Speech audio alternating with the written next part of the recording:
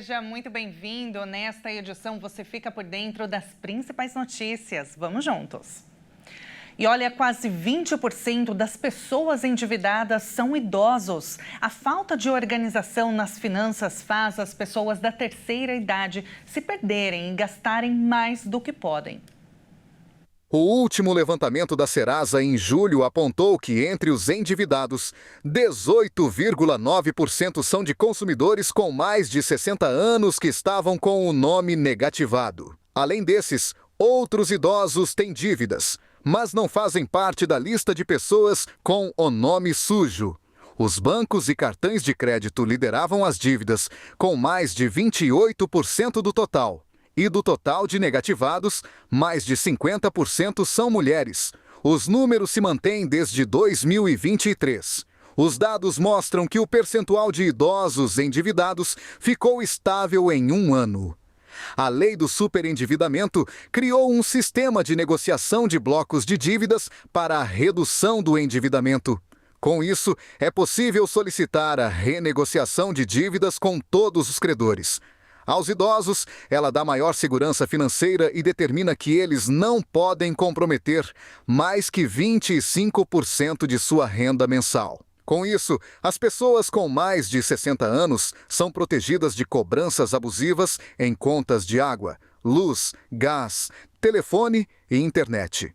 Eles também ganham condições facilitadas para o momento de renegociação das dívidas. E uma pesquisa feita pelo IBGE mostra que as indústrias de médio e grande porte no Brasil possuíam pelo menos uma iniciativa ambiental em seus processos produtivos. As iniciativas relacionadas aos resíduos sólidos e reciclagem e reuso foram as mais apontadas. Os resultados sinalizam que as iniciativas e práticas ambientais têm se difundido bastante nas empresas industriais e entre as diferentes áreas. Dentre os setores com maior proporção de empresas que tinham pelo menos uma iniciativa ou prática ambiental relacionada aos temas investigados, destacam-se fabricação de bebidas, com 100%, fabricação de coque, de produtos derivados do petróleo e de biocombustíveis, com 99,4%, fabricação de artigos de borracha e plástico, com 95,9%, fabricação de equipamento de informática, produtos eletrônicos e ópticos, 95,8%, e fabricação de produtos farmoquímicos e farmacêuticos, com 95,1%. O IBGE destaca que tanto os recursos hídricos quanto as emissões atmosféricas, a despeito de serem práticas utilizadas por elevada proporção das empresas de maior porte,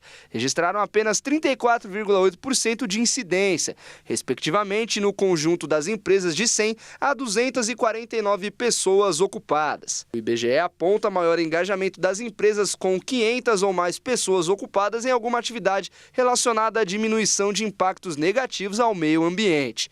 Em 2023, 89,1% das empresas industriais com 100 ou mais empregados implementaram pelo menos uma iniciativa ou prática ambiental em recursos hídricos, resíduos sólidos, eficiência energética, reciclagem e reuso, uso do solo e emissões atmosféricas. Outro destaque da pesquisa foi os dados sobre teletrabalho nas empresas industriais. Quase metade das empresas industriais com 100 ou mais pessoas ocupadas adotou este tipo de trabalho em pelo menos algum grau. No setor administração, o teletrabalho foi implementado pela ampla maioria das empresas que operam de forma digitalizada. A pesquisa mostrou que quanto maior o porte das empresas, maior a proporção daquelas com pelo menos uma iniciativa ou prática ambiental. Olha, e atenção motorista, com o alto custo dos combustíveis, a gente deve fazer as contas antes de abastecer o carro, não é verdade? O objetivo é verificar se a gasolina ou o etanol oferece mais vantagens no valor e no gasto nas ruas. Nos últimos meses, o etanol voltou a ganhar terreno em comparação com a gasolina no Brasil. O etanol estava mais vantajoso em 15 dos 27 unidades da federação. Mas, apesar da média acima de R$ 6,00 para a gasolina, após o último reajuste, os dois combustíveis seguem tendência de estabilidade no país. No início de setembro, a gasolina foi encontrada à média nacional de R$ 6,26 por litro, um recuo de 0,32% no acumulado de agosto. E o etanol era encontrado encontrado a R$ 4,27 por litro e ficou 0,24% mais barato, levando em conta o preço médio do litro do combustível e o consumo médio, enquanto que com 1 litro de etanol é possível rodar 8,5 km. 1 litro de gasolina é gasto em 11,5 km de estrada, mas há variações dependendo do veículo. A regra básica é a dos cálculos deve considerar abastecer com etanol quando este custar até 70% do valor da gasolina, já que tem maior consumo nos veículos flex, geralmente mais barato que a gasolina. O etanol tem suas vantagens também para o meio ambiente. O álcool é considerado uma fonte de energia mais sustentável, pois é produzido a partir de biomassa, como cana-de-açúcar ou milho, que são renováveis. Desse modo, a produção de etanol emite menos gases de efeito estufa em comparação com a produção de gasolina, que é derivada do petróleo. E o inverno deste ano no Brasil, que vai terminar domingo, já é o segundo mais quente desde 1961. A temperatura de 23,1 graus centígrados pede apenas para o ano passado.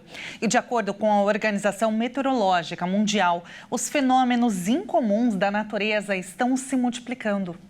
Os extremos climáticos têm se intensificado em diversas partes do mundo. O planeta enfrenta uma série de eventos intensos e muitas vezes contraditórios, como a tempestades no deserto do Saara, incêndios descontrolados em Portugal e secas severas no Brasil e em outros países da América do Sul. Esses fenômenos são cada vez mais atribuídos ao aquecimento da atmosfera e dos oceanos, que afetam o equilíbrio climático global. Recentemente, a África, com destaque para o Sudão do Sul, sofreu inundações inesperadas, forçando o deslocamento de milhares de pessoas. O aquecimento dos oceanos, especialmente o Atlântico, atingiu níveis recordes nos últimos 16 meses, o que tem contribuído para as secas prolongadas e o aumento da temperatura em várias regiões. O Brasil, por exemplo, enfrenta uma seca histórica, que afeta grande parte do território, incluindo áreas da Amazônia, Centro-Oeste e Pantanal, onde os incêndios florestais são constantes.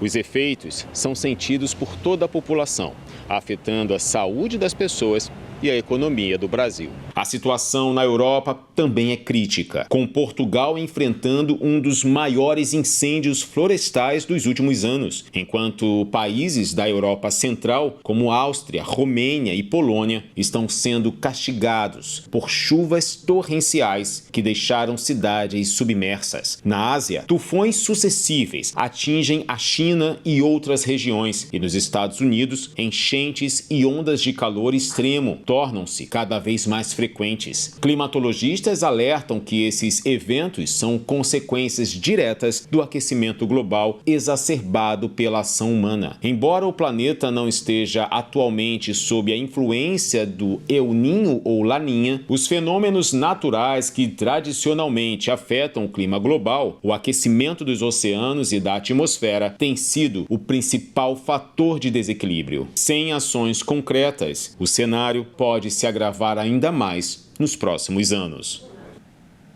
E esta edição fica por aqui. Mais notícias, eu te lembro, você acompanha ao longo da nossa programação. Muito obrigada pela sua companhia e até a próxima.